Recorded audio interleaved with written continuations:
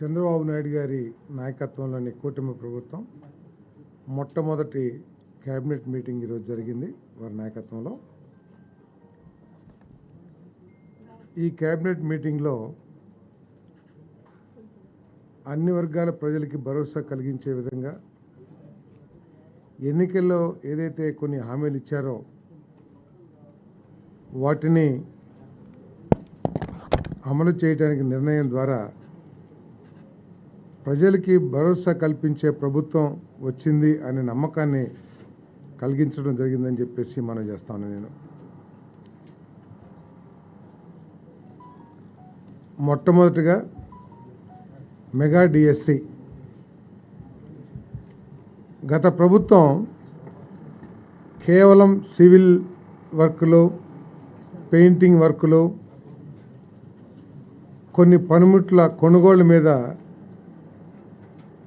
దృష్టి పెట్టి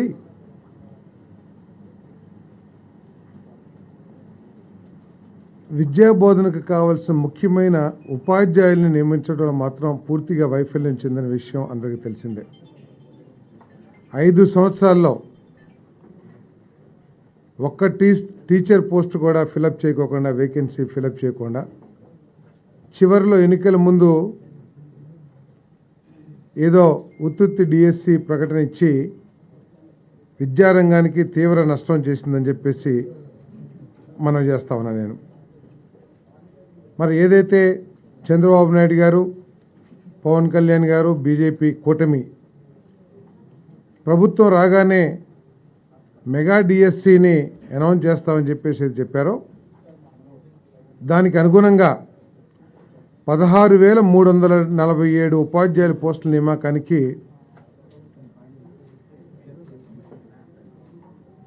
ఈరోజు కేబినెట్ ఆమోదం తెలియజేసిందని చెప్పేసి మీ అందరికీ మనవి చేస్తామని. నేను అంటే ఎస్జిటీలు, పీఈటీలు డిఫరెంట్గా ఉన్నాయి.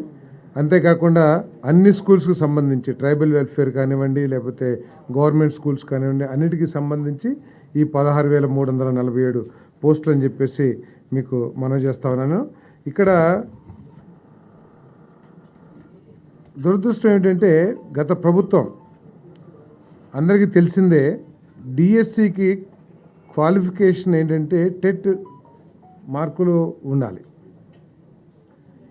ప్రతి 6 నెలలకి ఒకసారి జరగాల్సిన టెట్ ఎగ్జామ్ని నిర్వహించుకోకుండా వేలాది మంది నిరుద్యోగ యువతి యువకులు నష్టపోయే విధంగా గత ప్రభుత్వం చేసిందని చెప్పేసి మనం చేస్తాను. ఎందుకంటే 80% డిఎస్సి మార్కులు, 20% టెట్ మార్కులు కలిపి ఈ ఉద్యోగ నియామకానికి అర్హతగా తీసుకుంటున్న విషయం మనకు తెలిసిందే. ఇప్పుడు టెట్ ఎగ్జామ్ నిర్వహించకపోవటం మూలంగా వాళ్ళకి టెట్లో మార్కులు ఇంప్రూవ్ చేసుకునే అవకాశాన్ని కోల్పోయారు. అంటే టెట్ ఎన్నిసార్లైనా రాయొచ్చు, ఒకసారి అంటే ఇంప్రూవ్మెంట్ మనం ఏదైతే ఇంటర్మీడియట్ రాస్తామో అది రాయొచ్చు. ఒకవేళ ఒక పరీక్షలో కొన్ని మార్కులు వచ్చాయనుకోండి, రెండో పరీక్షలో అటెండ్ అయ్యి ఇంకా ఎక్కువ మార్కులు తెచ్చుకుంటే ఎక్కువ మార్కులు పరిగణలోకి తీసుకోబడతాయి. సో ఈ ప్రభుత్వం 3 సంవత్సరాల క్రితం ఆ టెట్ నిర్వహించి తర్వాత నిర్వహించకపోవటం మూలంగా కూడా చాలా నష్టపోయారని చెప్పేసి కూడా ఈ సందర్భంగా నేను తెలియజేస్తామని. నేను అంతేకాకుండా చంద్రబాబు నాయుడు గారు చాలా స్పష్టంగా చెప్పింది ఏమిటంటే నాణ్యత కలిగిన విద్యని అందించడం కోసం నేషనల్ ఎడ్యుకేషన్ పాలసీ వీటన్నిటి మీద కూడా సమగ్రంగా పరిశీలించి విద్యా ప్రమాణాలని పెంచే విధంగా ఈ రాష్ట్రంలో ప్రతి వాడికి కూడా నాణ్యత కలిగిన విద్య అందే విధంగా చర్యలు తీసుకోవాలని చెప్పేసి కూడా మరి ఆదేశించడం జరిగిందని చెప్పేసి మనం చేస్తాను. నేను ఇంకో రెండోది ల్యాండ్ టైటిలింగ్ యాక్ట్. మీ అందరికీ తెలుసు, ఈ రాష్ట్రంలో ఈ ల్యాండ్ టైటిలింగ్ యాక్ట్ అనగానే భూ యజమానులందరూ కూడా ఉలికిపాటుకి గురయ్యారు. పిడుగుపడ్డట్టు భయపడిపోయారు, భయాందోళనకు గురయ్యారు. ఈ ల్యాండ్ టైటిలింగ్ యాక్ట్ ఒకసారి మనం చూసినట్లయితే గత ప్రభుత్వం ఎంత బాధ్యతారహితంగా పరిపాలన చేసేదో అర్థమవుతుందని చెప్పేసి నేను మీ అందరికీ కూడా మనవి చేస్తా ఉన్నాను. ఎందుకంటే ఈ ల్యాండ్ టైటిలింగ్ యాక్ట్ యొక్క ఉద్దేశం దేశంలో కానీ రాష్ట్రాల్లో కానీ ఈ భూములకు సంబంధించిన లిటిగేషన్స్ తగ్గించాలనే ఒక లక్ష్యంతో ఈ చట్టాన్ని తీసుకురావాలని ఆలోచన చేసింది కేంద్ర ప్రభుత్వం.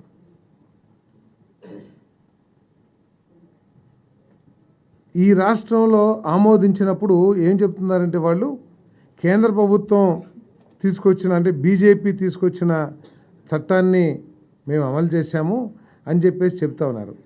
కానీ కేంద్ర ప్రభుత్వం ప్రతిపాదించిన నీతి ఆయోగ్ ప్రతిపాదించిన చట్టానికి మన రాష్ట్రం ఆమోదించిన చట్టానికి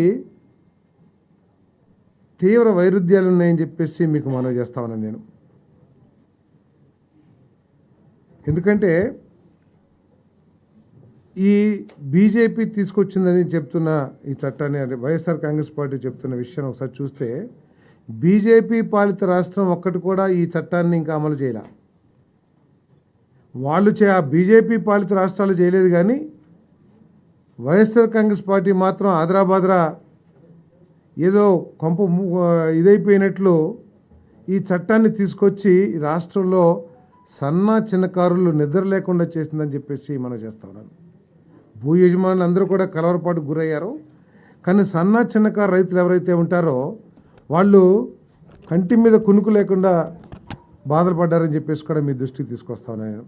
ఎందుకంటే మొట్టమొదటిగానేమో పాస్ పుస్తకాల మీద ఫోటో ముద్రించటం, తర్వాత సర్వే రాళ్ళ మీద కూడా ఫోటో పేరు అన్నీ రాయటం, ఇవన్నీ కూడా ఏదైనా ఒక కుట్రలో భాగమా అని చెప్పేసి ఒక అనుమానం కూడా ప్రజల్లో ఉండిందని చెప్పేసి మీకు మనవి చేస్తాను. ఇదంతా కూడా స్వార్థంతో అంటే లిటిగేషన్స్ పెంచేసి దీని ద్వారా ఏమైనా లబ్ధి చెందాలనే ఆలోచన ఉందేమో అని కూడా ప్రజలు ఆలోచిస్తున్నారు. ఎందుకంటే బాధ్యతారహితంగా రిజిస్ట్రేషన్ టైటిల్ రిజిస్ట్రేషన్ ఆఫీసర్ అని చెప్పేసి చెప్పారు ఈ చట్టంలో.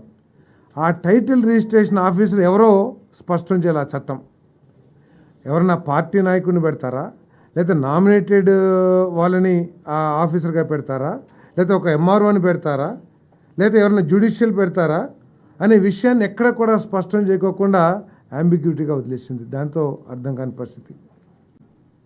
ఏదైనా లిటిగేషన్స్ వస్తే అపిలెంట్ అథారిటీ ఎవరో కూడా స్పష్టం చేయకుండా చట్టం తయారు చేసిందంటే ఎంత బాధ్యతారహితం కూడా ఒకసారి ఆలోచన చేయండి. ఈ సివిల్ కోర్ట్స్ ఏదైతే ఉంటాయో, జిల్లా లేకపోతే ఇంకా తాలూకా కోర్టులు ఏదైతే ఉంటాయో వాటికి ఎవరికి కూడా జ్యూరిస్డిక్షన్ ఇవ్వకుండా నేరుగా హైకోర్టుకే జ్యూరిస్డిక్షన్ ఇచ్చిందంటే పేదవాడు, కొంత భూమి ఉన్న పేదవాడు కానీ లేకపోతే ఒక 20 సెంటో లేకపోతే ఎక్కడ ఉన్న భూమి ఉన్న పేదవాడు అతను హైకోర్టు లాయర్కి ఫీజులు ఇచ్చి హైకోర్టుకి వెళ్ళగలడా? అంటే ఏ ఉద్దేశంతో సివిల్ కోర్ట్స్, అది పేరే సివిల్ కోర్ట్స్, సివిల్ మ్యాటర్స్ హైకోర్టుకి వెళ్ళినా కూడా ముందు మీరు సివిల్ కోర్టుకి వెళ్ళండి అని చెప్పేసి ఉత్తర్వులు ఇస్తారు హైకోర్టు కూడా. అటువంటి సివిల్ కోర్ట్స్ని తీసేసేయాల్సిన అవసరం వచ్చిందో కూడా ఇక్కడ అర్థం కాని పరిస్థితి. ఇటువంటి భయాందోళన పరిస్థితుల్లో, ఎందుకంటే మనకి ఒక ఎస్టాబ్లిష్మెంట్ రెవెన్యూ లాస్ ఉన్నాయి మన రాష్ట్రంలో మొట్టమొదటి నుంచి కూడా. ఏదో చిన్న చిన్నవి ఉంటే వాటిని ఎనామిలీస్ అన్నీ కూడా మనం తీసేయడానికి ప్రయత్నం చేయొచ్చు, కానీ ఈ విధంగా స్వార్థపూరితంగా దోచేయాలన్న ఆలోచనతో ఒక యాక్ట్ తీసుకురావటం అనేది చాలా బాధాకరం అని చెప్పేసి మనం చేస్తాను. మరి ప్రజలకు భరోసా కల్పించడానికి మరి ఈ చట్టాన్ని రద్దు చేయాలని చెప్పేసి క్యాబినెట్ తీర్మానించింది. ఒరిజినల్ డాక్యుమెంట్స్ కూడా పొందే అవకాశాన్ని, ఎందుకంటే యాక్ట్ ప్రకారం ఒరిజినల్ డాక్యుమెంట్స్ కూడా రావని చెప్పేసి అర్థమవుతా ఉంది. ఒరిజినల్ డాక్యుమెంట్స్ కూడా మరి వారికి ఇచ్చేస్తాం కూడా జరుగుతుందని చెప్పేసి మనం చేస్తా ఉన్నాను.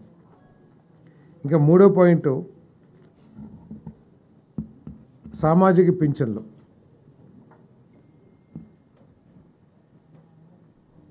దాదాపు 65 లక్షల మందికి ఉపయోగపడే విధంగా 28 కేటగిరీస్లో వివిధ వర్గాలకి పెన్షన్స్ ఏదైతే ఇస్తున్నారో వాటన్నిటిని కూడా పెంచడం జరిగిందని చెప్పేసి మీ అందరికీ మనం చేస్తా ఉన్నాను. నేను 3,000 నుంచి 4,000 రూపాయలకి ఈ పెన్షన్ను పెంచడం జరిగిందని చెప్పేసి మనం చేస్తా ఉన్నాను. ఏదైతే చంద్రబాబు నాయుడు గారు, పవన్ కళ్యాణ్ గారు, కూటమి నాయకులందరూ కూడా మా ప్రభుత్వం రాగానే మొట్టమొదటి మాసమే పెన్షన్లు పెంచి ఇస్తామని ఏదైతే హామీ ఇచ్చారో దానికి అనుగుణంగా ఈరోజు పెన్షన్లు పెంచే కార్యక్రమం జూలై 1వ తారీఖు నుంచి పెన్షన్ పెంచే కార్యక్రమం చేయబోతున్నామని చెప్పేసి మనం చేస్తాం. దాదాపు 65 లక్షల మందికి 65.3 లక్షల మందికి ఈ పెంపుదల మూలంగా లబ్ధి చేకూరుతుందని చెప్పేసి కూడా మీ అందరికీ మనం చేస్తాను. ఇక్కడ ఆలోచించాల్సింది ఏంటంటే పోయిన ప్రభుత్వం 1,000 రూపాయలు పెంచడానికి 4 సంవత్సరాలు తీసుకుంటే ఈరోజు చంద్రబాబు నాయుడు గారి నాయకత్వంలోని ప్రభుత్వం 1,000 రూపాయలు పెంచడానికి కేవలం ఒక 10-15 రోజులు మాత్రమే తీసుకోవటం దీంట్లో సంతోషించదగ్గ విషయం అని చెప్పేసి కూడా మీ అందరికీ మనం చేస్తాను. ఈ పెన్షన్ని జూలై 1వ తారీఖున సచివాలయం స్టాఫ్తో ఇంటింటికి ప్రతి ఇంటికి తీసుకువెళ్ళి ఉదయం 6 గంటల నుంచి సాయంత్రం లోపల ఇవన్నీ కూడా పెన్షన్లన్నింటినీ కూడా పెన్షన్దారులు చేతిలో పెడతామని చెప్పి డిస్ట్రిబ్యూట్ చేస్తామని చెప్పేసి కూడా సవినీయంగా మనం చేస్తామని నేను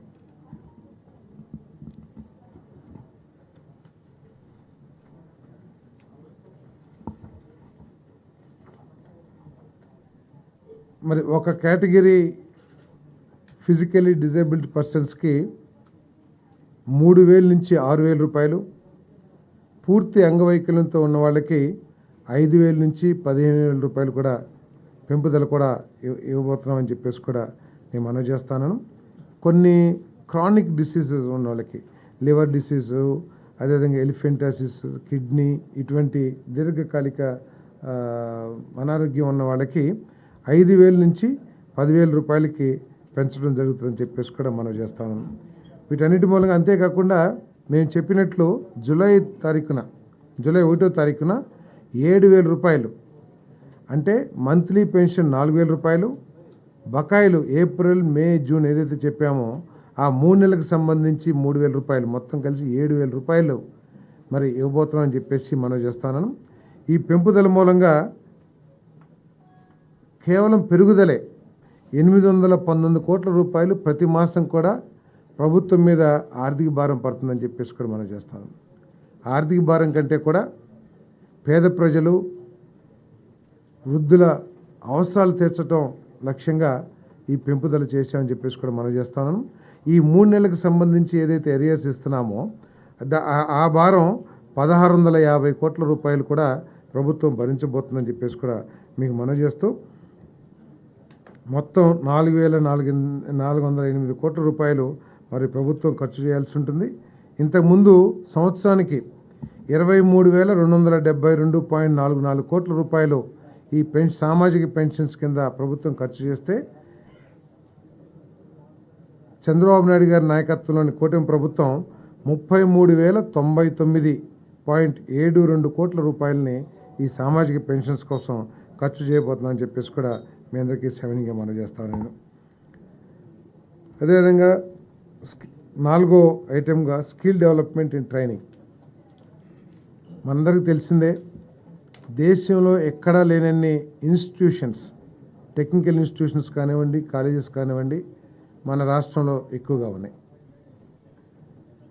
జాబ్స్ అవకాశాలు ఉన్నా కూడా స్కిల్స్ లేకపోవటం మూలంగా, అంటే క్వాలిఫికేషన్ ఉంది, జాబ్స్ ఉన్నాయి, కానీ స్కిల్స్ లేకపోవటం మూలంగా ఆ జాబ్స్ అవకాశాలని అందిపుచ్చుకోలేకపోతున్న ఉద్దేశంతో ఈ ప్రభుత్వం స్కిల్స్ డెవలప్మెంట్కి అత్యంత ప్రాధాన్యత ఇవ్వబోతుందని చెప్పేసి కూడా ఈ సందర్భంగా తెలియజేస్తాను.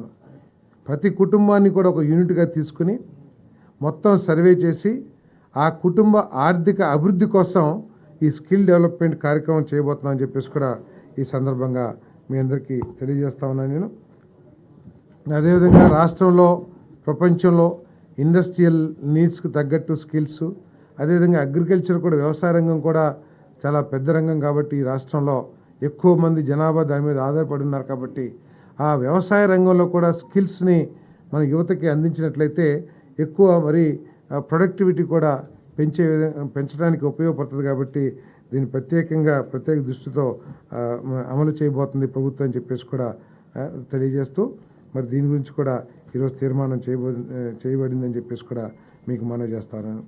అదేవిధంగా అన్నా క్యాంటీన్ కొన్ని లక్షల మందికి చంద్రబాబు నాయుడు గారు గత ప్రభుత్వంలో ఆకలి అవసరాలు తీరిస్తే వైఎస్ఆర్ కాంగ్రెస్ ప్రభుత్వం దాన్ని నిర్దాక్షిణ్యంగా తీసేసిన విషయం మనందరికీ తెలిసిందే.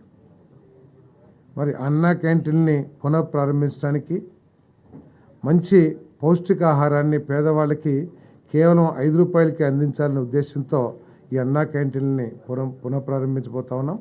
183 క్యాంటీన్ని ఒకేసారి రాష్ట్ర వ్యాప్తంగా మరి ప్రారంభించబోతామని చెప్పేసి కూడా ఈ సందర్భంగా నేను తెలియజేస్తాను. మిగతా 20 ఏదైతే 203 క్యాంటీన్స్ ఉన్నాయి మూసివేయబడ్డాయో దాంట్లో మిగిలిన 20 క్యాంటీన్లు కూడా తర్వాత రోజుల్లో మరి దాంట్లో వాటిని కూడా ప్రారంభించడం జరుగుతుందని చెప్పేసి కూడా మనం చేస్తూ, ఇది ముఖ్యంగా పేదవాళ్ళకి అతి తక్కువ ధరకి నాణ్యమైన ఫుడ్ని అందించాలనే లక్ష్యంతో ఈ అన్నా క్యాంటీన్ ప్రారంభిస్తున్నాం. దీనికోసం ప్రపంచం పేరెన్నిక గన్న సంస్థల నుంచి భోజన సరఫరా కూడా చేయడానికి టెండర్లు కూడా పిలుస్తున్నామని చెప్పేసి మనం చేస్తాం. త్వరలో మరి ఆగస్టులో ఈ కార్యక్రమం ప్రారంభిస్తామని చెప్పేసి కూడా మనం చేస్తాం. మరి డాక్టర్ వైఎస్ఆర్ ఆరోగ్య విశ్వవిద్యాలయం, ఇది 1986లో ఒక చట్టం ద్వారా ఆనాటి ప్రభుత్వం ఈ మెడికల్ కాలేజీని తీసుకొచ్చిన విషయం మనందరికీ తెలిసిందే. 98లో అప్పుడు చట్టాన్ని సవరణ చేసి ఎన్టీఆర్ యూనివర్సిటీగా పెట్టడం, తర్వాత ఆయన ఈ మెడికల్ అవసరాలన్నింటినీ కూడా ఒకే ఇన్స్టిట్యూట్లోకి తీసుకొచ్చి ఒక యూనివర్సిటీగా స్థాపించిన ఎన్టీ రామారావు గారి పేరు పెట్టాలని ఆ రోజు నిర్ణయం తీసుకుంటూ జరిగింది. తర్వాత 2006లో doctor NTR university of health సైన్సెస్గా ఆ రోజు వైఎస్ రాజశేఖర రెడ్డి గారు కూడా నిర్ణయం తీసుకుంటూ జరిగింది. కానీ దురదృష్టం, గత ప్రభుత్వం ఒక చట్టాన్ని తీసుకొచ్చి మరి ఆ పేరుని తీసేయటం జరిగింది. తీసేసి వైఎస్ఆర్ హెల్త్ యూనివర్సిటీగా పెట్టారు. దీనికి సంబంధించి దాంట్లో పాస్ అయిన డాక్టర్లు కొన్ని సమస్యలు ఎదుర్కొంటున్న విషయాన్ని మన గద్దె రామ్మోహన్ గారు, అదేవిధంగా అచ్చెన్నాయుడు గారు, ఇంకా కొంతమంది ప్రజాప్రతినిధులు ప్రభుత్వం దృష్టికి తీసుకొచ్చిన ధర్మం. ఎందుకంటే సర్టిఫికేట్స్ ఇచ్చేటప్పుడు కొంతమందికి ఏమో ఎన్టీఆర్ హెల్త్ యూనివర్సిటీ అని, కొంతమందికి ఏమో వైఎస్ఆర్ యూనివర్సిటీ అని చెప్పేసి, తర్వాత కొన్ని సంవత్సరాలేమో ఎన్టీఆర్ యూనివర్సిటీలో చదివి ఫైనల్ డిగ్రీ అంటే కొన్ని సంవత్సరాల మార్కులేమో ఎన్టీఆర్ యూనివర్సిటీ మార్కులు ఇస్తుంటాయి, ఫైనల్ పాస్ అవుట్ ఏమో వైఎస్ఆర్ యూనివర్సిటీ. ఇవన్నీ కూడా సమస్యలు ఎదుర్కొంటున్నారనే ఉద్దేశంతో మరి తిరిగి ఆ యూనివర్సిటీకి డాక్టర్ ఎన్టీఆర్ యూనివర్సిటీగా పేరు పెట్టాలని చెప్పేసి మరి నిర్ణయం తీసుకుందని చెప్పేసి కూడా మనం చేస్తా ఉన్నాం. అదేవిధంగా మరి ఇప్పటికే ఉన్న అడ్వకేట్ జనరల్ గారు, అదేవిధంగా అసిస్టెంట్ అడ్వకేట్ జనరల్ అనుకుంటాను, ఇద్దరు పొన్నవరు సుధాకర్ రెడ్డి గారు, శ్రీరామ్ గారు రిజైన్ చేసిన పరిస్థితుల్లో మరి దమ్మాలపాటి శ్రీనివాస్ గారిని అడ్వకేట్ జనరల్గా నిర్ణయిస్తూ మరి మంత్రివర్గం తీర్మానం కూడా చేసిందని చెప్పేసి మనం చేస్తా ఉన్నాను. దీనికి తోడు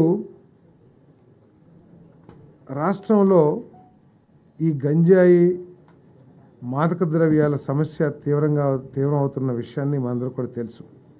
పేపర్లు చూస్తే అక్కడ 2 కిలోలు, టన్ను, లేకపోతే 50 కిలోలు, 100 కిలోలు హీరాయిన్, లేకపోతే మాదక ద్రవ్యాలు. విశాఖపట్నంలో జరిగిన మాదక ద్రవ్యాల సమస్య ఏమిటో మీకు తెలుసు.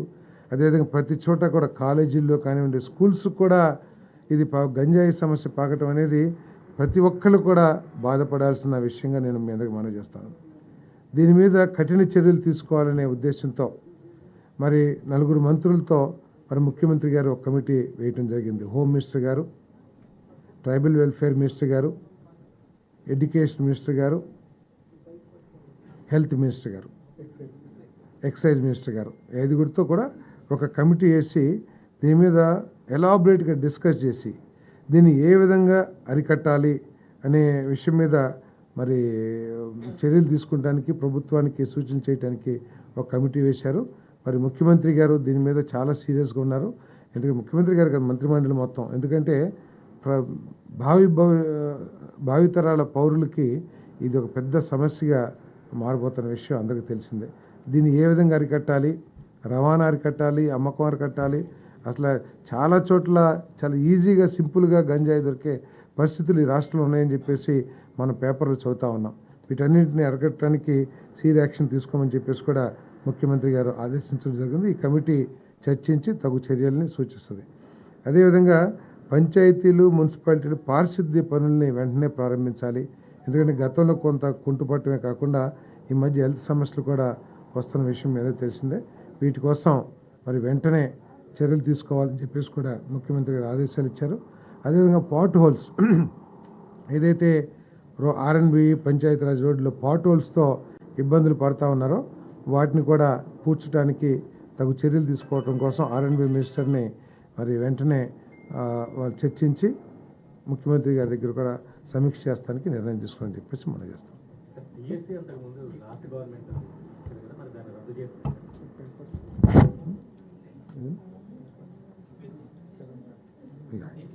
కరెక్ట్. తర్వాత 7 వైట్ పేపర్స్ను కూడా ప్రభుత్వం విడుదల చేయబోతుంది. ఎప్పటి నుంచి? 31వ తారీఖు నుంచి. ఏదేదంటే 7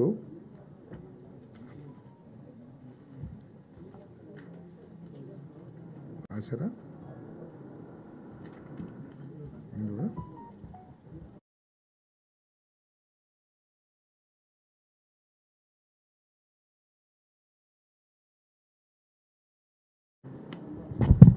ఏడు శ్వేతపత్రాలని విడుదల చేయబోతుంది ప్రభుత్వం.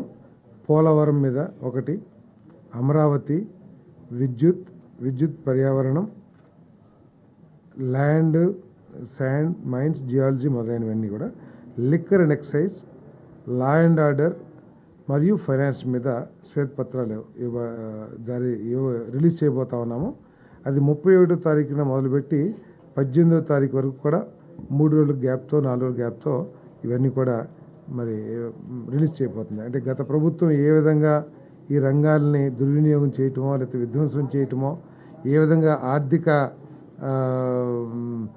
ఇండిసిప్లిన్ మూలంగా ఏ విధంగా ఈ రాష్ట్రం నష్టపోయింది, ఏ విధంగా రాష్ట్రం ఫైనాన్స్గా నష్టపోయింది, ఆర్థిక అప్పుల్లో కూరుకుపోయింది, వీటన్నిటికి సంబంధించి వైట్ పేపర్ని రిలీజ్ చేయబోతా ఉన్నాం. ఏమండి?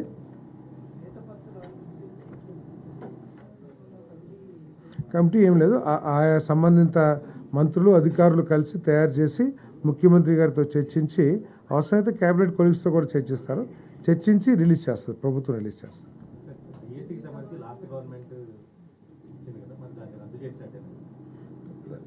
ఇచ్చింది, పరీక్ష నిర్వహించలేదు, ఉద్యోగాలు కూడా పరీక్ష నిర్వహించలేదు, ఉద్యోగాలు నిర్వహించలేదు అంటే ఆటోమేటిక్గా పోయినట్టే కదా. సో అన్ని కలిపి మొత్తం ఇందాక చెప్పే కదా ఫిగరు 16,347 ఉద్యోగాలకి రిలీజ్ చేయబోతున్నాం. తర్వాత పెడతాం రెగ్యులర్గా యాజ్ పర్ రూల్స్ ఎస్సీఆర్టీ నిబంధనల ప్రకారం ఏదైతే నిర్వహించాలో తప్పకుండా టెట్ నిర్వహిస్తాం. ఏమండి? ఏం డిస్కషన్కి ఏం రాలేదు.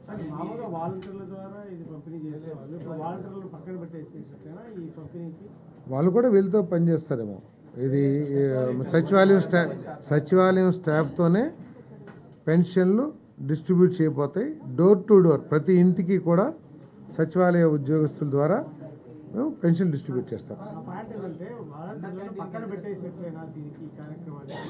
వాళ్ళు ఏ విధంగా ఉపయోగించుకోవాలో అవన్నీ కూడా ప్రభుత్వం ఆలోచన చేస్తుంది. బట్ ఈ పెన్షన్ డిస్ట్రిబ్యూషన్ మాత్రం సచివాలయ స్టాఫ్ పూర్తిగా బాధ్యత తీసుకుంటారు.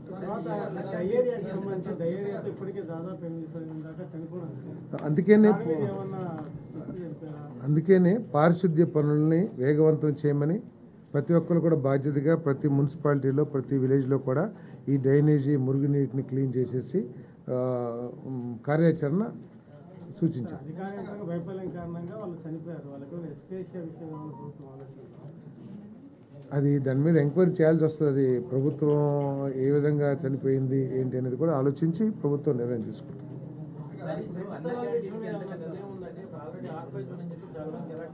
ఏదండి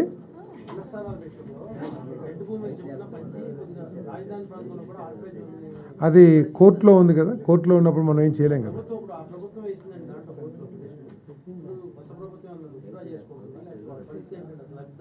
ఇప్పుడు కోర్టులో ఉంది కాబట్టి దాని మీద మనం ఏం మాట్లాడకూడదు కదా. కోర్టు నిర్ణయం ప్రకారం తగు చర్యలు తీసుకుంటాం. ఏదండి అన్నింటినీ అంటే రాష్ట్రంలో విద్యా ప్రమాణాలను పెంచడం కోసం అవకాశం ఉన్న ప్రతి విషయాన్ని కూడా లోతుగా పరిశీలించి తగు చర్యలు తీసుకోమన్నారు. దాంట్లో భాగంగానే ఈరోజు టీచర్స్ ఉండాలి, అసలు విద్యా బోధన చేసేవాళ్ళు లేకపోతే విద్య అందుతుంది అనే ఉద్దేశంతో ఖాళీలున్న ప్రతి 16,347 పోస్టులు భర్తీ చేయడమే కాకుండా ప్రతి సంవత్సరం కూడా రెగ్యులర్గా డిఎస్సి పెట్టి వచ్చిన ఖాళీలన్నీ కూడా భర్తీ చేయాలని కూడా నిర్ణయం తీసుకున్నారు. ఏం లేదు, నేను చెప్పినవి క్యాబినెట్లో డిస్కషన్. ఇదండి వాళ్ళు చేసింది అయిపోయింది కదా, వాళ్ళు చేశారు కదా. ఇప్పుడు మౌలిక సౌకర్యాలు ఏర్పాటు చేస్తానికి కూడా ప్రాధాన్యత ఇస్తాం, దాంట్లో ఎటువంటి డౌట్ లేదు. కానీ చదువుకు ముఖ్యం విద్యాబోధన చేసేవాళ్ళు కావాలి కదా. విద్యాబోధనను వదిలేసేసి బిల్డింగ్ కట్టాము లేకపోతే రంగులేసాము అంటే విద్య అభివృద్ధి చెందదు కదా. కాబట్టి ముందు విద్యా ప్రమాణాలు పెంచడం కోసం, విద్యాభివృద్ధి కోసం టీచర్స్ని, ఖాళీలు ఉన్న టీచర్స్ అన్నిటిని కూడా పోస్టులు కూడా ఫిలప్ చేస్తారు.